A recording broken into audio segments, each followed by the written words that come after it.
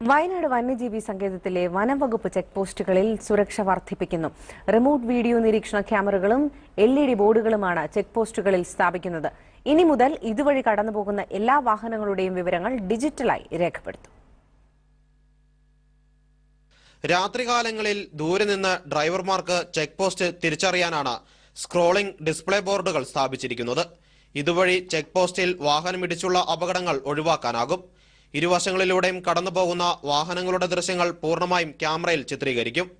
ഇതിൽ വാഹനത്തിന്റെ വേഗത ഉൾപ്പെടെയുള്ള വിവരങ്ങൾ രേഖപ്പെടുത്തും. മുത്തങ്ങ, തോൽപ്പെട്ടി, 4 മൈൽ, പഴൂർ എന്നിവിടങ്ങളിലാണ് സുരക്ഷ വർദ്ധിപ്പിക്കുന്നത്. 4 ചെക്ക് പോസ്റ്റുകളിൽ നമ്മൾ ക്യാമറ ഫിറ്റ് ചെയ്ത് കഴിഞ്ഞിട്ടുണ്ട്. കെൽട്രോണാണ് നമ്മൾ വർക്ക് കൊടുത്തിട്ടുള്ളത്.